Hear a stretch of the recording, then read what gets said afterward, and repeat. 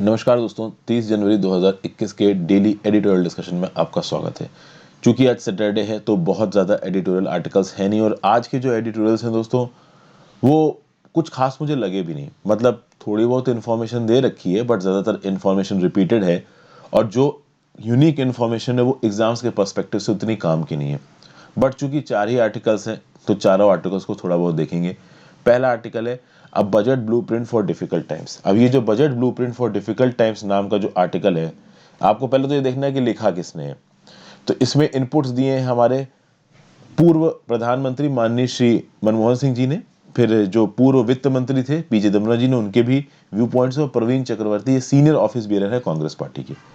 कहीं ना कहीं ये जो भी स्टैटिस्टिक्स इस आर्टिकल में लिख रहे हैं वो रूलिंग पार्टी को क्रिटिसाइज कर रहे हैं। लेकिन मैं आपको एक बात बता दूं, क्रिटिसिज्म भले ही रूलिंग पार्टी का है और कुछ हद तक ये क्रिटिसिज्म सही है। यानी ये जो लोग बोल रहे हैं रूलिंग पार्टी के अगेंस्ट वो सही भी है, लेकिन जब ये खुद रूल कर रहे थे तब इन्होंने इसमें से कुछ खास इंप्लीमेंट नहीं किया था। तो एक ऐसे पॉलिटिशियन दूसरे पॉलिटिशियन के ऊपर इल्जाम लगाएं कि आप ये नहीं कर रहे हो, और जब वो ताकत में थे तो उन्होंने भी नहीं किया था। कुल मिला के यहाँ पे मैं ये बोलूंगा कि कांग्रेस बीजेपी एक दूसरे के ऊपर इल्जाम लगाते रहते हैं कि आपने ये नहीं किया, आपने ये नहीं किया। वो खुद जब ताकत में होते हैं तो वो नहीं करते हैं। तो अब यहाँ पे क्या इल्जाम लगाया जा रहा है इसको देखते हैं। नेक्स्ट है champion of science pro poor technology. यहाँ पे दो ग्रेट इंडियन साइंटिस्ट की बात हो रही है। एक है डॉक्टर सुब्रमण्यम चंद्रशेखर, जिनको यहां बोला गया है एससी। दूसरे है डॉक्टर सी सुब्रमण्यम, जिसको यहां बोला गया है सीएस। ठीक है ना भाई। मेन जो बात यहां पे हो रही है वो हो रही है डॉक्टर सी सुब्रमण्यम के बारे में। डॉक्टर सी सुब्रमण्यम के बारे में कुछ थोड़ा बहुत इस आर्टिकल में बताया गया है, लेकिन हो सकता है कि डॉक्टर सुब्रमण्यम चंद्रशेखर का नाम इसलिए लिखा हो ताकि आप लोग कंफ्यूज ना हो जाओ। एग्जाम्स पर्सपेक्टिव से आर्टिकल इंपॉर्टेंट नहीं है, बट चूंकि आप यहां पे देखिए doctor C Subramaniam C S की अभी क्या था 30 जनवरी मतलब आज बर्थ एनिवर्सरी है। तो उनकी बर्थ एनिवर्सरी के मौके पे कहीं ना कहीं उनको याद किया जा रहा है इस आर्टिकल के थ्रू। तो अब जब आर्टिकल्स नहीं है तो इसको भी डिस्कस करेंगे।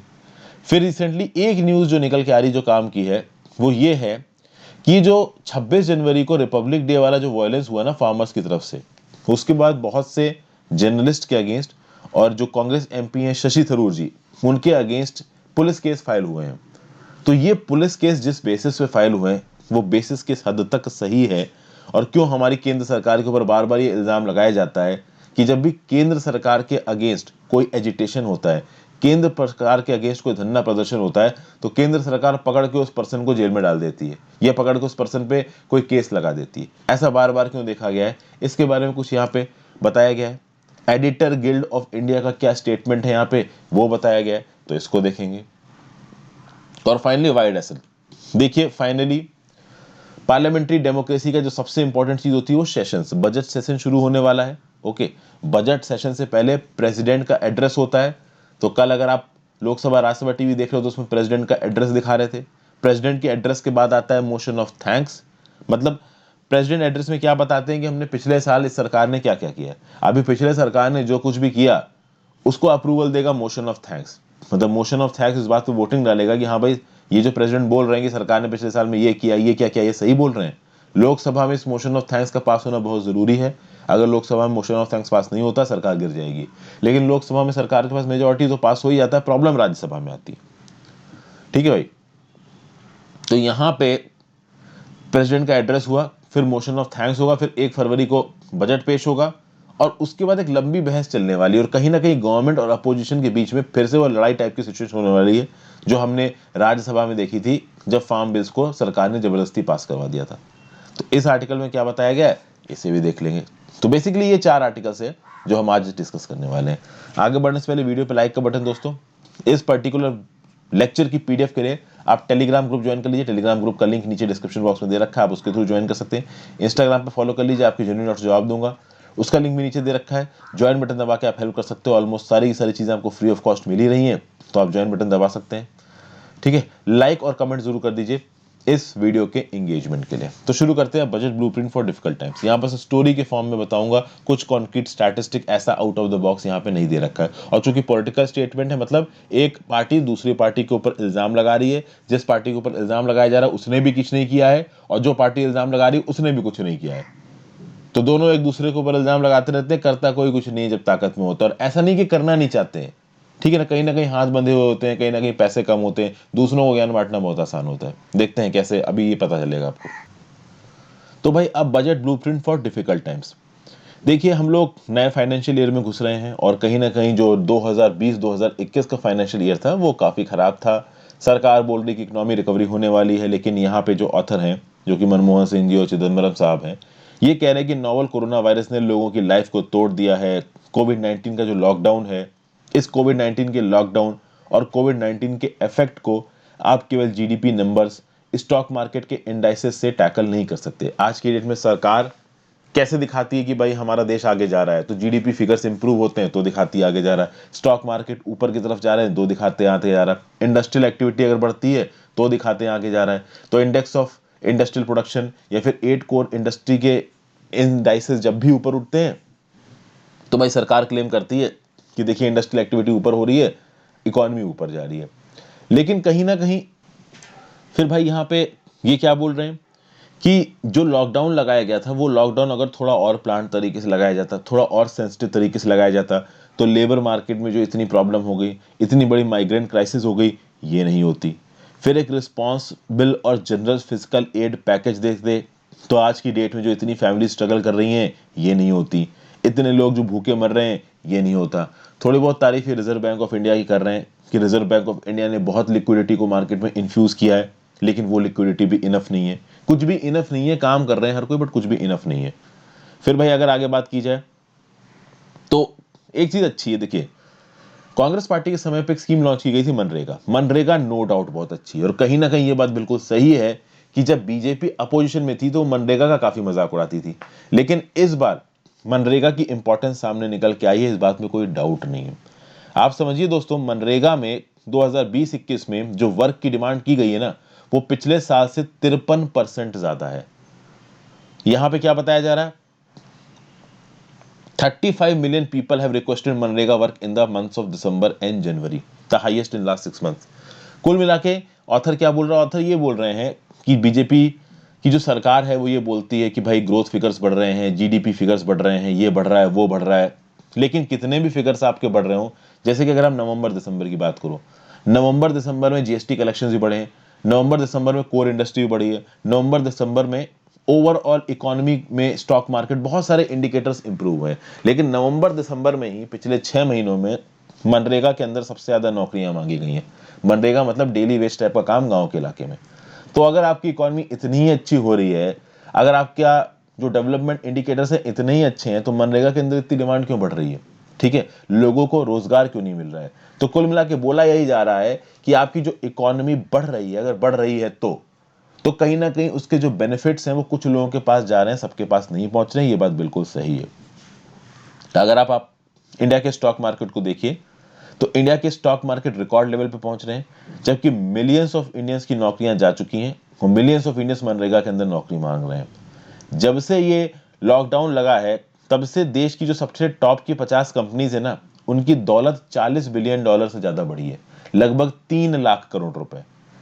तो कहीं ना कहीं जो अमीर लोग हैं, जो अमीर 50 कंपनीज हैं, उनका लॉकडाउन से लेकर अब तक 3 लाख करोड़ की दौलत बढ़ गई है, $40 बिलियन की दौलत बढ़ गई है। और जो गरीब तबका है वो गरीब ही होता जा रहा है। तो ओवरऑल अगर आपको स्टॉक मार्केट और डेवलपमेंटल इंडिकेटर्स ऊपर उठते दिख रहे हैं, ग्रोथ ऊपर उठती दिख रही है, तो जरूरी नहीं है कि उस ग्रोथ के फायदे जो गरीब तबका है उसके पास पहुंच रहे हो सकता है कि वो ग्रोथ अमीर लोगों तक लिमिटेड हो। ये बात बताई जा रही। फिर एक बात और बताई जा रही, स्टॉक मार्केट क्यों ऊपर उठ रहा है। मैंने आपसे 2-3 बार पिछले पहले बात की है कि समझ में नहीं आ रहा कि स्टॉक मार्केट ऊपर कैसे जा रहा है। एक रीजन यहां पे ये बता रहे हैं स्टॉक मार्केट को ऊपर जाने का कि आरबीआई ने एक्सेस लिक्विडिटी इन्फ्यूज की है मार्केट में। तो आरबीआई ने बहुत सारा पैसा कम इंटरेस्ट रेट पे शेड्यूल कमर्शियल बैंक को दिया और शेड्यूल कमर्शियल बैंक को ये पैसा आगे लोगों के बीच में घुमाना था। बट हुआ ये कि ये जो पैसा आरबीआई ने लिक्विडिटी के थ्रू इंडियन इकोनॉमी में इन्फ्यूज हुआ है, कहीं ना कहीं ये पैसा अमीर कॉर्पोरेट्स के पास पहुंचा है। अमीर कॉर्पोरेट्स ने इस पैसे को स्टॉक मार्केट में इन्वेस्ट किया है और तभी स्टॉक मार्केट आज की डेट में इतना ऊंचे जा रहा है, ये बोला जा रहा है यहाँ पे। तो ये जो पैसा आरबीआई द्वारा इन्फ्यूज किया गया है मार्केट में, ये शायद कहीं ना कहीं स्टॉक मार्केट में इन्वेस्ट हो रहा है या बड़ी बड़ी कंपनीज के एसेट्स में इन्वेस्ट हो रहा है। और एक्चुअली में जो मिडिल क्लास और लोअर क्लास इंडियन था जिसको सच में इस पैसे की जरूरत थी, ये पैसा उसके पास पहुंचा ही नहीं। तो कोविड 19 के बाद जो वर्स्ट समय आया है, जो इकोनॉमिक डिस्पैरिटी तो हमेशा से रही है पुअर और रिच के बीच में, लेकिन कोविड 19 के पैंडेमिक के बाद economic disparity between rich and poor का सबसे वर्स्ट समय आया है। एसेट प्राइसेस बढ़ रहे हैं, सप्लाई शॉक्स देखने को मिले, सप्लाई शॉक्स देखने को मिले, पूरी पूरी सप्लाई चेन टूट गई है, जिसके चलते इन्फ्लेशन बढ़ रहा है। आरबीआई ने खूब सारा पैसा इन्फ्यूज कर रखा है, इन्फ्लेशन बढ़ रहा है। अभी इन्फ्लेशन बढ़ रहा है तो आरबीआई मजबूर है। इन्फ्लेशन बढ़ रहा है तो आप इंटरेस्ट को और कम नहीं कर सकते। कौन से इंटरेस्ट की बात हो रही है? रेपो रेट की। रेपो रेट कम करेंगे तो आरबीआई कम रेट पे शेड्यूल कमर्शियल बैंक को पैसा देगा, शेड्यूल कमर्शियल बैंक आगे कम रेट पे पैसा देगा, मार्केट में ज्यादा पैसा पहुंचेगा, मार्केट में ज्यादा पैसा पहुंचेगा तो लोगों की जेब में ज्यादा पैसा पड़ेगा, लोग ज्यादा खर्च करेंगे, इन्फ्लेशन बढ़ेगा। ऑलरेडी इन्फ्लेशन बढ़ रहा है। इन्फ्लेशन एक लिमिट से ज्यादा जब बढ़ता है, और अभी के लिए देखा जाए तो 7% तो इन्फ्लेशन वैसे ही पहुंचा हुआ है, इनफैक्ट 7.5%, 7.7% पहुंचा हुआ है। और आरबीआई ने तो टारगेट बनाया कि इन्फ्लेशन रहना चाहिए 4 ± 2 के रेंज में, तो कम से कम 2 और ज्यादा से ज्यादा 6 से ऊपर चले जाए इन्फ्लेशन तो प्रॉब्लम है। और इन्फ्लेशन ऑलरेडी 7.7% पहुंचा है।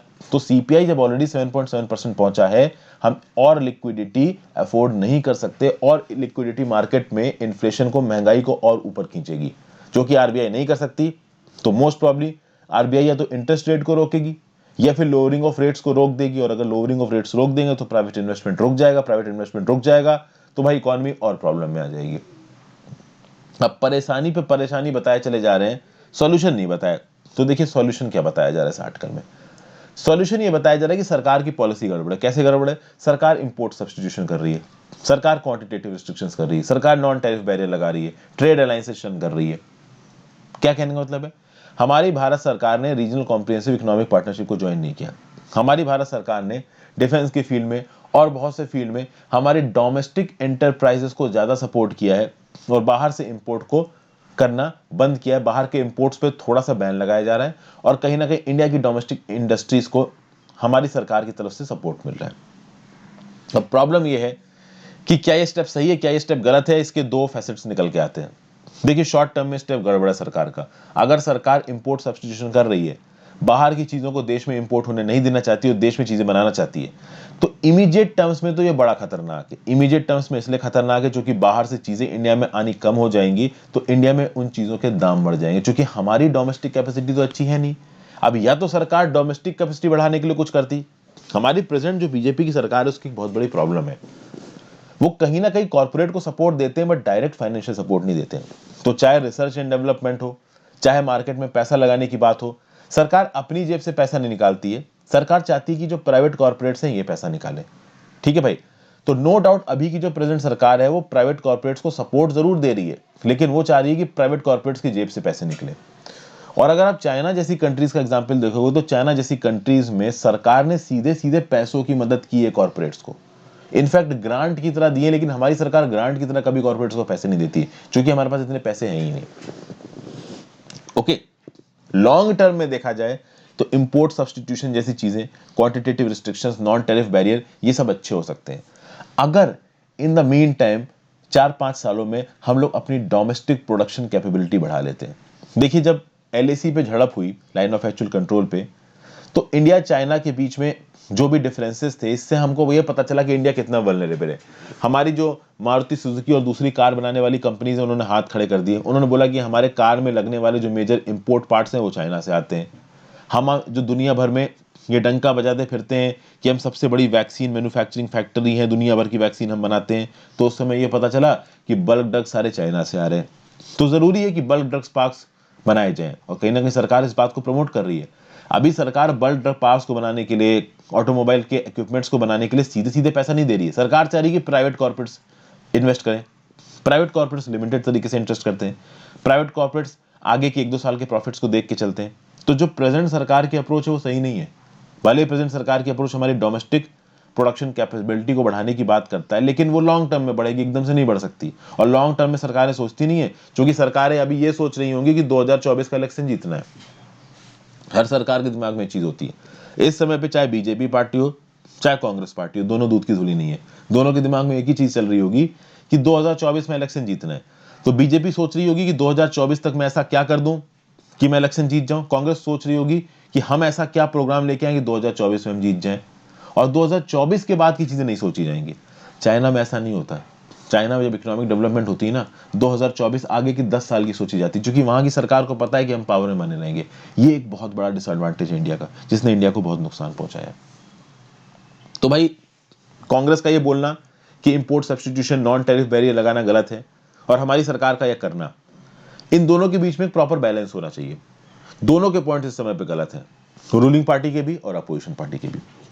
आगे बात की जाए भाई, लेबर फोर्स की बात की जाए तो 12 मिलियन एडल्ट लेबर फोर्स से बाहर निकल चुके हैं।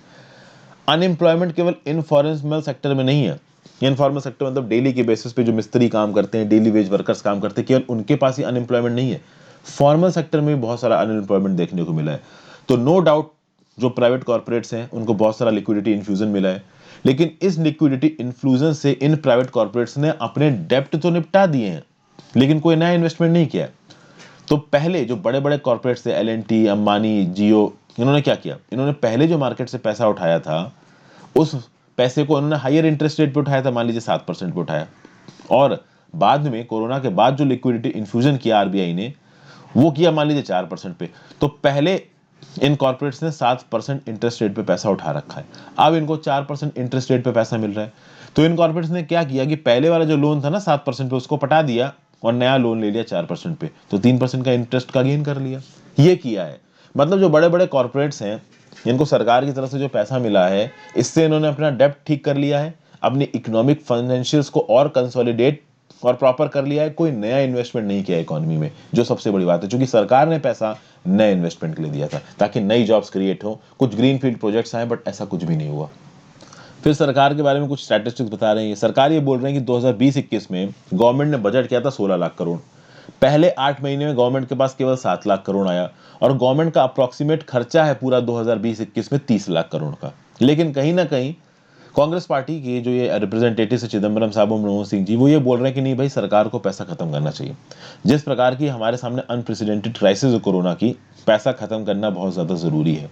और यहाँ पे पैसा खत्म करना है आपको कुछ इंपॉर्टेंट सेक्टर्स में, जैसे कि हेल्थ केयर सेक्टर में। हेल्थ केयर सेक्टर में भाई ministry of health and family welfare का जो बजट है उसको बहुत ज़्यादा बढ़ाना ज़रूरी है। कम से कम जो अभी के लिए बजट चल रहा है 70,000 करोड़ का, that is around 2% of expenditure in 2021, इसको 1 लाख करोड़ तक लेके जाना बहुत ज़्यादा ज़रूरी है। फिर चाइना के साथ जो एलएसी पे स्टैंड ऑफ हो रहा है, तो हमें अपने डिफेंस एक्सपेंडिचर को बढ़ाने की भी ज़रूरत है। अभी के लिए जो हमारा डिफेंस एक्सपेंडिचर है that is 1.6% of nominal GDP, इसको 3% ऑफ नॉमिनल जीडीपी पिलाने की ज़रूरत है। तो इस प्रकार के बहुत से यहाँ पे आप कह सकते हो कि व्यू पॉइंट्स दिए कांग्रेस सरकार ने, कांग्रेस की पार्टी के लोगों ने। कांग्रेस की मनमोहन सिंह जी और चिदम्बरम साहब एक बात और बोल रहे हैं, 2020-21 में जो कैपिटल एक्सपेंडिचर था सरकार का, यानी केंद्र सरकार ने कैपिटल एसेट्स को क्रिएट करने के लिए कितना एक्सपेंडिचर किया, तो 14% ऑफ द टोटल एक्सपेंडिचर, लगभग 4 लाख करोड़। यहां पे ऑथर्स बोल रहे हैं कि ये जो कैपिटल एक्सपेंडिचर है that should be increased from 14% of the total expenditure to 20 to 25% of the total expenditure. Okay, और यहां पे फिर कुछ अपने चलाए हुए इनिशिएटिव्स की तारीफ कर रहे हैं ये कांग्रेस के लोग। ये कह रहे हैं कि भाई कांग्रेस पार्टी ने न्यूनतम आय योजना चलाई थी, मिनिमम इनकम सपोर्ट स्कीम चलाई थी, कुछ इस प्रकार की स्कीम अभी की सरकार को भी चलानी चाहिए। तो जो सबसे ज़्यादा नीडी सेक्शंस हैं उनके अकाउंट में कुछ पैसे डाल देना। बेसिकली ये एक यूनिवर्सल बेसिक इनकम की बात कर रहे हैं, और उसको यूनिवर्सल नहीं रखना है। जो सबसे पुअर सेक्शंस हैं, जो सबसे ज़्यादा वल्नरेबल सेक्शंस हैं, उनके अकाउंट में थोड़ा बहुत पैसा समय समय पे पहुंचाया जा सके, without any conditions, without any terms and conditions, without any cost. तो ये भी सरकार एक स्टेप ले सकती है, ऐसा बोल रहे हैं। प्रॉब्लम ये कि क्या इन सब चीज़ों का पैसा है सरकार के पास, ये एक बड़ी बात है। सरकार के पास स्टेट गवर्नमेंट को देने के लिए तो पैसा है नहीं, इन सब चीज़ों के लिए पैसा कहाँ से लाएंगे। तो ये सब बोल बच्चन टाइप की बातें थी, मैंने डिस्कस कर ली। एग्जाम्स के पर्सपेक्टिव से उतना काम के आप कह सकते हो कॉन्क्रीट स्टैटिस्टिक्स नहीं थे, बट आज जो आर्टिकल्स हैं वही आपके साथ डिस्कस करूंगा, तो ये डिस्कस हो रहे हैं। नेक्स्ट बात करते हैं champion of science pro poor technology. C Subramaniam's call for science for the economic freedom of humanity echoes on his birth anniversary today. आज क्या बात, यहां से शुरू कैसे हो रहा है? ये आर्टिकल शुरू हो रहा है भाई ईयर 1910 से। 1910 में साइंस के फील्ड में और इंडिया के साइंस के फील्ड में खासकर दो सिग्निफिकेंट पर्सनालिटीज का जन्म हुआ। एक थे डॉक्टर सुब्रमण्यम चंद्रशेखर जो कि एस्ट्रोफिजिसिस्ट थे, और एक थे सी सुब्रमण्यम। यहाँ पे डॉक्टर सुब्रमण्यम चंद्रशेखर को बोला जाएगा एससी, और डॉक्टर सी सुब्रमण्यम को बोला जाएगा सीएस। ये दो इंपॉर्टेंट नाम है, और ये दोनों अलग अलग फील्ड में इन्वॉल्व हैं। दोनों हैं साइंस के फील्ड में इन्वॉल्व, बट अलग अलग फील्ड में इन्वॉल्व हैं। जैसे कि डॉक्टर सुब्रमण्यम चंद्रशेखर, ये किसमें इन्वॉल्व है? He was concern about the processes of importance in the evolution of stars in the universe. तो यूनिवर्स में स्टार्स का एवोल्यूशन कैसे हुआ, इस चीज में डील करते थे आपके चंद्रशेखर साहब। तो आप कह सकते हो कि ही वॉज एन एस्ट्रोफिजिसिस्ट। और डॉक्टर सी सुब्रमण्यम साहब क्या करते थे? He was concern with the problem of food security of India. और हमारे देश में ग्रीन रेवोल्यूशन की नींव रखने वाले इंडियन एग्रीकल्चर में कौन है? डॉक्टर सी सुब्रमण्यम साहब। तो बेसिकली यहाँ पे जो इंपॉर्टेंट बात हो रही है वो डॉक्टर सी सुब्रमण्यम साहब की हो रही है। चंद्रशेखर साहब की बात की जाए तो चंद्रशेखर साहब ने स्पेस एक्सप्लोर किया, ब्लैक होल्स के कंसेप्ट की पढ़ाई की। और मिस्टर सुब्रमण्यम साहब ने क्या किया? ठीक है, he champion the cause of technology and science to the society problems. तो मतलब चंद्रशेखर साहब जहां स्पेस में अपनी रिसर्च कर रहे थे, मिस्टर सुब्रमण्यम साहब जो ग्रीन रेवोल्यूशन लेके आए, वो कहीं ना कहीं सोसाइटी की प्रॉब्लम को साइंस और टेक्नोलॉजी के थ्रू साइन करने मतलब सॉल्व करने की कोशिश कर रहे थे। सुब्रमण्यम साहब का क्या बोलना था? Science for humanity. ह्यूमैनिटी की प्रॉब्लम को साइंस के थ्रू सॉल्व किया जाएगा। और इसीलिए यहां पे मेन बात हो रही मिस्टर सुब्रमण्यम साहब की, जो कि ग्रीन टेक्नोलॉजी लेके आए। कौन से सुब्रमण्यम जी? ये सीएस वाले सुब्रमण्यम जी। तो ये जो सीएस वाले सुब्रमण्यम जी हैं, इन्होंने कहीं साइंस एंड टेक्नोलॉजी का प्रयोग करके देश के लोगों की जो डेली लाइफ है उसकी प्रॉब्लम्स को सुलझाने की कोशिश की। और 30 जनवरी को इनकी बर्थ एनिवर्सरी थी, इसलिए इनको यहाँ पे याद किया जा रहा है। He is known as the architect of public policy for Indian science and of the green revolution in the country. इनको ग्रीन रेवोल्यूशन का आर्किटेक्ट माना जाता है। ग्रीन रेवोल्यूशन हमारे लिए कितना इंपॉर्टेंट रहा है हम सबको पता है। तो ये जो हमारे सुब्रमण्यम साहब हैं, ग्रीन रेवोल्यूशन वाले सुब्रमण्यम साहब, इन्होंने क्या किया? He champion the cause of plant public investment in science. Science में पब्लिक इन्वेस्टमेंट इनका फोकस था। ठीक है भाई। और आप कह सकते हो कि ये जो साल 2021 है ये एक और वजह से सिग्निफिकेंट है। It is basically the golden jubilee year of the founding of India's ministry of science and technology. तो ये जो ministry of science and technology है 1971 में बनी थी। गोल्डन जुबली ईयर है, मतलब 2021 में इस ministry of science and technology को 50 साल हो गए।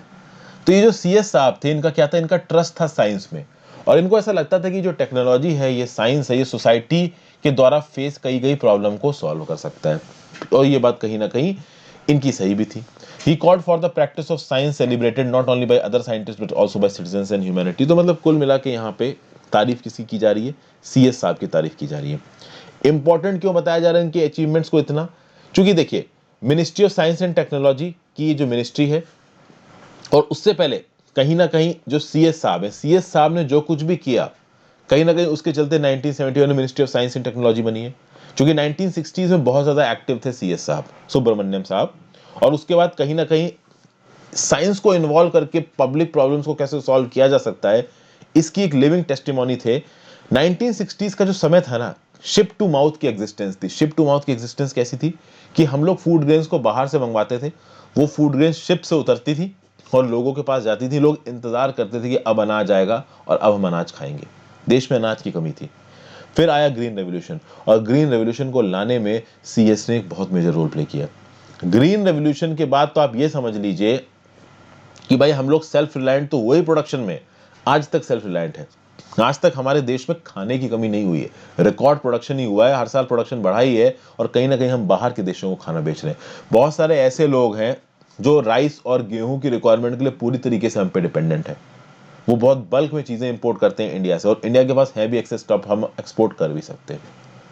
और खास बात दोस्तों ये है कि ग्रीन रेवोल्यूशन से पहले एक ऐसी जगह थी जहां पे फूड ग्रेन स्टोर किए जाते थे। ओके।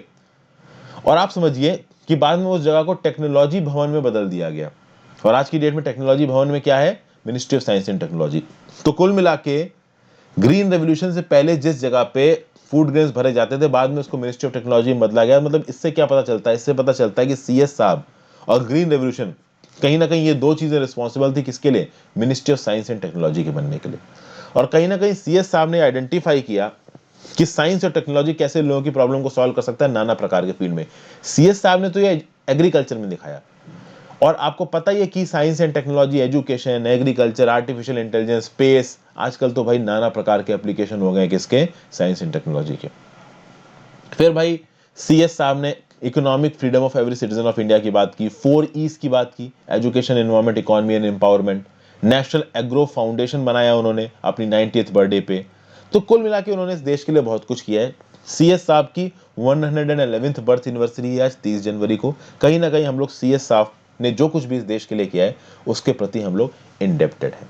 तो इसलिए इनको याद किया और हमने भी अपना फर्ज निभाया उनके बारे में यहाँ पे डिस्कस करके।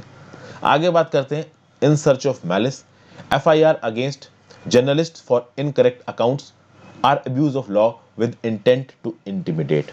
हो क्या रहा है यहाँ पे समझिए भाई, कुछ केसेस रजिस्टर किए गए हैं किसके अगेंस्ट में, सीनियर जर्नलिस्ट के अगेंस्ट में और कांग्रेस MP शशि थरूर के अगेंस्ट में। क्यों? क्योंकि उन्होंने कुछ मिसलीडिंग सोशल मीडिया पोस्ट डाले रिपब्लिक डे वॉयलेंस को लेके।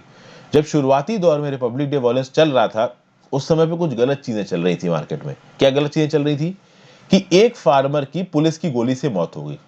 अब ये सब चीजें किसी ने ट्वीट कर दी होंगी, थरूर साहब ने और इन जर्नलिस्ट ने। बाद में पता चला कि वो जो फार्मर की मौत हुई थी ना, वो गोली चलने की वजह से नहीं हुई थी। एक्चुअली ट्रैक्टर रैली में शायद ट्रैक्टर पलट गया था, उसकी वजह से उसकी मृत्यु हो गई थी। कहीं ना कहीं जो पुलिस थी, पुलिस ने रिस्ट्रेंट दिखाई है। पुलिस ने ओपनली उस क्राउड को नहीं दबाया है। अब थोड़ा बहुत तो पुलिस के ऊपर ट्रक अटैक करेगी तो डंडे मारना, टीयर गैस फेंकना, ये सब तो किया है पुलिस ने, बट ओवरऑल पुलिस ने रिस्ट्रेंट दिखाया है। पुलिस चाहती तो इस प्रकार के जो रेबेलियन है ना उनको बिल्कुल क्रश कर सकती है। ओके, अगर पुलिस को ऊपर से ऑर्डर्स मिल जाए ना, पुलिस तुरंत दबा देगी। लेकिन कहीं ना कहीं पुलिस ने रिस्ट्रेंट दिखाया जिसके चलते बहुत सारे पुलिस वालों को चोट भी लगी है। वो जो एक पर्सन, एक फार्मर मरा है, वो पुलिस की गोलियों से ना मर के एक ट्रैक्टर पलट गया था उसकी वजह से मरा है। अभी ट्रैक्टर पलट गया उसकी वजह से मरा है। यहाँ पे कुछ गलत ट्वीट कर दी जर्नलिस्ट ने और शशि थरूर साहब ने, तो इनके अगेंस्ट केस दायर कर दिया गया। कहां पे केस दायर किया गया? उत्तर प्रदेश की पुलिस के द्वारा और मध्य प्रदेश की पुलिस के द्वारा। ये सब हो कहां पे रहा था? ये सब हो रहा है कहीं ना कहीं दिल्ली के पास। तो कुल मिला के यहाँ पे ये जो केस फायर किया गया है जर्नलिस्ट के अगेंस्ट में और शशि थरूर जी के अगेंस्ट में, इसको गलत बताया जा रहा है। और सबसे खास बात यहाँ पे ये है कि ऑफेंसेस यहाँ पे कौन से कोड किए गए हैं? ऑफेंसेस कोड किए गए हैं सेडिशन के, कॉन्स्पिरेसी के, promotion of enmity between different sections के और breach of harmony between groups के। इस प्रकार के इल्जाम लगाए गए जर्नलिस्ट के ऊपर और शशि थरूर के ऊपर। और बेसिकली इस चीज को बताया गया threat to national security and an attempt to instigate violence. BJP सरकार को इस बेसिस पे बहुत ज्यादा क्रिटिसाइज किया जाता है कि जब भी कोई ऐसा मूवमेंट होता है, जब बीजेपी सरकार के अगेंस्ट बात हो रही होती है तो उसको थ्रेट टू नेशनल सिक्योरिटी बोला जाता है। चाहे आप भीम कोरेगांव प्रोटेस्ट की बात कर लीजिए और चाहे आप फिश फार्मर्स प्रोटेस्ट की बात कर लीजिए।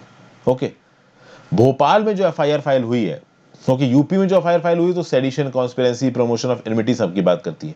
भोपाल में जो FIR फाइल हुई है वो बात करती है प्रमोशन ऑफ इनविटी और इलविल की, सेडिशन कॉन्स्पिरेसी की बात नहीं होती है।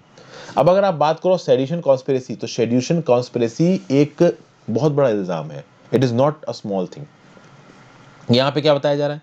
It is apparent and also strange that the complainants and police have sought to link the violence on 26 January with the circulation of a piece of misleading information for a short period। यानी जो journalist हैं और शशि थरूर है, इन्होंने मान लो ये लिख भी दिया अपने सोशल मीडिया पोस्ट में कि एक आदमी की मृत्यु हो गई गोली लगने की वजह से। गलत लिखा है, बाद में इसको क्लैरिफाई भी किया कि नहीं भाई गलत चीज हो गई है, ठीक है, यहाँ पे वो उस आदमी की मृत्यु ट्रैक्टर पलटने की वजह से हुई है। अब जो फार्मर वायलेंस हुआ उनको आप इन सोशल मीडिया पोस्ट से अगर जोड़ रहे हो तो आप गलत जोड़ रहे हो। तो भाई ये बोल देना कि इन लोगों ने ट्वीट डाला, इन लोगों ने सोशल मीडिया पोस्ट डाला, उसकी वजह से वायलेंस हो गया, ये गलत है। वायलेंस फार्मर ग्रुप ने किया, विजिलेंट फार्मर ग्रुप्स वहां पे गए, उन्होंने वायलेंस किया, ये बात बिल्कुल सही है। कुछ लोग रिस्पॉन्सिबल थे इस गलती के लिए। लेकिन आप जर्नलिस्ट के ऊपर इल्जाम डाल दो, आप शशि थरूर के ऊपर इल्जाम डाल दो कि तुमने एक ट्वीट कर दिया उसकी वजह से ये वायलेंस हो गया, तुमने इन्वेस्टिगेट किया, नेशनल सिक्योरिटी को थ्रेटन किया, ये सही नहीं है। ये बात यहाँ पे बोल रहे हैं ऑथर यही बात बोल रहे हैं कि भाई बिल्कुल ही आप, क्योंकि जैसे ही ये ट्वीट और ये जो सोशल मीडिया पोस्ट आए थे इन लीडर्स की तरफ से, जर्नलिस्ट की तरफ से कि भाई ये पर्सन मर गया पुलिस बुलेट से, बाद में इस बात को क्लैरिफाई भी किया कि नहीं भाई वो बुलेट से नहीं मरा, ट्रैक्टर गिरने की वजह से मरा है। तो कुछ समय के लिए गलत इंफॉर्मेशन गई, इस बात को माना जाता है, उसको रेक्टिफाई किया गया। अभी उस समय की गलत इंफॉर्मेशन के चलते इतना वायलेंस हो गया है, इस बात को मानना थोड़ा सा मुश्किल है। तो कहीं ना कहीं यहाँ पे एडिटर गिल्ड ऑफ इंडिया क्या बोल रहा है?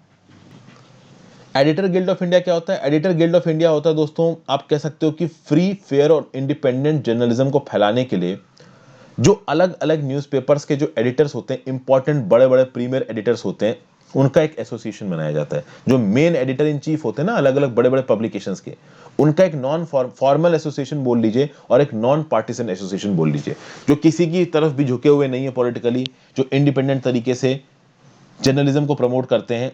इसका एक ग्रुप है editor guild of India. Editor guild of India का यहाँ पे स्टेटमेंट आ रहा है और एडिटर गिल्ड ऑफ इंडिया क्या बोल रहा है कि भाई कहीं ना कहीं अगर आप देखिए कि it was natural for journalists to report emerging details on a day of protest and action at a time when several reports were coming from eyewitnesses on the ground and police. ये जो journalist थे वो अपना काम कर रहे थे, इनके पास जिस हिसाब से रिपोर्ट आ रही थी, न्यूज आ रही थी, वो इस हिसाब से इसको रिपोर्ट कर रहे थे। अब मैं आपको एक बात और बताता हूँ, ये जर्नलिस्ट भी दूध के धोले नहीं है। कहीं ना कहीं ये जर्नलिस्ट न्यूज को मसालेदार तरीके से सामने लाने की कोशिश करते हैं लोगों को, क्योंकि जितने ज्यादा मसालेदार तरीके से सामने लाएंगे उतना ज्यादा लोगों को मजा आएगा। और कहीं ना कहीं इन जर्नलिस्ट के अंदर एक होड़ होती है कि भाई हमको न्यूज पहले पहुंचानी है। और जब आपके अंदर होड़ होती है कि न्यूज पहले पहुंचानी है और दूसरे पब्लिकेशन हाउस से पहले पहुंचानी है, तो आप न्यूज को वेरीफाई नहीं करते हो। और जब आप न्यूज को वेरीफाई नहीं करते हो तो हो सकता है कि जल्दी जल्दी में आप गलत न्यूज दे दो, कभी कभी हो सकता है कि आप इंटेंशनली गलत न्यूज दे दो। ये चीज होती है। अब यहाँ पे ये जर्नलिस्ट कितने ज्यादा रिस्पॉन्सिबल है इसके बारे में तो देखिए यहाँ पे कुछ कहना नहीं चाहिए, लेकिन एडिटर गिल्ड ऑफ इंडिया यहाँ पे एक बात और बोल रहा है कि there is little surprise in the attempt by the police to invoke 124A of IPC. Indian penal code का सेक्शन 124A सेडिशन की बात करता है। सेडिशन मतलब अगर आप सरकार के अगेंस्ट थोड़ा भी बोल दोगे तो आपके ऊपर सेडिशन के यानी देशद्रोह के आरोप लगा दिए जाएंगे, नेशनल सिक्योरिटी का क्लॉज आ जाएगा। तुरंत ही पुलिस क्रिमिनल केसेस लगा देती है उन जर्नलिस्ट के ऊपर, उन डिसेंडर्स के ऊपर जो कि करंट एस्टेब्लिशमेंट के अगेंस्ट बात करते हैं। और ये करंट एस्टेब्लिशमेंट कौन है? बीजेपी की सरकार। तो ये बोल रहा है एडिटर गिल्ड ऑफ इंडिया कि जो भी जर्नलिस्ट ग्राउंड लेवल पे रिपोर्टिंग करते हैं, अगर वो थोड़ा सा भी सरकार के अगेंस्ट बोल रहे हैं तो उनके अगेंस्ट सेडिशन लॉ लगाना बहुत कॉमन बात है। सेक्शन 124A ऑफ आईपीसी लगाना बहुत कॉमन बात है। सरकार ये बोल रही है कि तुम ये रिपोर्टिंग कर रहे हो, कौन से बेसिस पे कर रहे हो, क्या तुमने फैक्ट को सही तरीके से वेरीफाई किया? और कहीं ना कहीं फैक्ट को सही तरीके से वेरीफाई नहीं किया गया। एक समय के लिए ये न्यूज मार्केट में फैल रही थी कि एक फार्मर की मौत गोली लगने से हुई है, जबकि उसकी मौत गोली लगने की वजह से नहीं हुई थी, ट्रैक्टर पलटने की वजह से हुई थी। तो ये जो छोटी सी न्यूज है कहीं ना कहीं ये अनवेरिफाइड थी, तभी गलत तरीके से लीक हुई। ये जो बड़े शशि थरूर ने जो ट्वीट किया, ये किस बेसिस पे किया होगा? ऑब्वियसली बात है न्यूज के बेसिस पे किया होगा। शशि थरूर वहां खड़े होकर तो देख नहीं रहे थे, खड़े होकर तो वहां पे जर्नलिस्ट देख रहे हैं। तो जर्नलिस्ट के ऊपर रिस्पॉन्सिबिलिटी बैठती है कि वो सही तरीके से न्यूज को सामने लेके आए, बट कहीं ना कहीं वो सही तरीके से न्यूज को सामने लेके नहीं आए। सरकार यहाँ पे गलत कैसे? सरकार यहाँ पे इस प्रकार से गलत है कि वो छोटी सी गलत न्यूज के लिए आप पूरे के पूरे वॉयलेंस का इल्जाम इन जर्नलिस्ट पे लगा दो, वो भी सही नहीं है। तो कुल मिलाकर एडिटर गिल्ड ऑफ इंडिया ये बोल रहा है कि जो वॉयलेंस हुआ है 26 जनवरी को, इससे सरकार को एक मौका मिल गया है, एक अपॉर्चुनिटी मिल गई है कि ज्यादा से ज्यादा जर्नलिस्ट जो कि सरकार के अगेंस्ट बोलते हैं उनके ऊपर सेडिशन केस शुरू कर दिया जाए। ये सब बातें यहाँ पे बोली जा रही। फिर कॉन्स्पिरेसी की थ्योरी लेके आएगी। कॉन्स्पिरेसी मतलब कि बहुत सारे प्लेयर्स मिलके, कुछ प्लेयर्स या बहुत सारे प्लेयर्स मिलके सरकार के अगेंस्ट एक साजिश कर रहे हैं। ठीक है भाई। तो यहां पे क्या बोला जा रहा है? An exasperating part of this narrative is that all those who had put out similar information through social media handles have been deemed to be acting in concern and even participating in the same conspiracy. यानी जितने भी लोग सरकार के against social media पे कुछ post कर रहे थे, फेसबुक पे, ट्विटर पे कुछ पोस्ट कर रहे थे, वो मिल के बैक एंड से ऑर्गेनाइज तरीके से सरकार के अगेंस्ट बात कर रहे हैं, तभी तो कॉन्स्पिरेसी आएगी। इंडियन पीनल कोड में सेक्शन 120B बात करता है कॉन्स्पिरेसी का। कॉन्स्पिरेसी मतलब क्या होता है कि आप चाल चल रहे हो, प्लान बना के चाल चल रहे हो इनकम्बेंट गवर्नमेंट के अगेंस्ट या किसी पर्टिकुलर ऑर्गेनाइजेशन के अगेंस्ट। तो 120B इन्वोक किया है, मतलब सरकार इस बात का इल्जाम लगा रही है कि अलग अलग लोग जो कि फॉर्म वायलेंस के अगेंस्ट में बात कर रहे थे, वो कहीं ना कहीं कॉन्स्पिरेसी कर रहे हैं सरकार के अगेंस्ट में। तो ये भी बात बोली गई यहाँ पे। ओके। तो कुल मिला के एडिटर गिल्ड ऑफ इंडिया का ये बोलना है कि टेंडेंसी है सरकार की कि सरकार कोई अपॉर्चुनिटी नहीं छोड़ती जिससे वो हैरेस कर सके या डरा सके जर्नलिस्ट को। तो दो नैरेटिव्स निकल के आ रहे हैं। सरकार यहाँ पे बोल रही है कि तुम लोग बिना वेरीफाई किए डाटा छापते हो इसलिए तुम जेल में। एडिटर गिल्ड ऑफ इंडिया बोल रहा है कि भाई हम तो ग्राउंड वेरीफाई करेंगे ना, थोड़ी बहुत गलतियां हो गई, इसके बेसिस पे आप हम पे इल्जाम लगा दो, कॉन्स्पिरेसी के चार्जेस लगा दो, सेडिशन के चार्जेस लगा दो, तो ये भी तो गलत है। आप तो कोई मौका ही नहीं छोड़ रहे हो चार्जेस लगाने का। ऐसा लग रहा है कि आप चार्जेस लगाने का इंतजार कर रहे हो। तो ब्लेम गेम टाइप का हो रहा है और सरकार पकड़ पकड़ के मोस्ट प्रॉब्ली सबको जेल में डाल रही है। अब किस हद तक जेल में डालेगी और किस हद तक लीगल एक्शन होगा ये तो आने वाले समय में पता चलेगा। फिर नेक्स्ट आर्टिकल पे आ जाते हैं wide aisle. Instead of pushing through laws the government must use parliament for a detailed debate. यहाँ पे क्या बात हो रही है? बजट सेशन आने वाला है और गवर्नमेंट और अपोजिशन के बीच में बजट सेशन पे काफी बहस होने वाली है।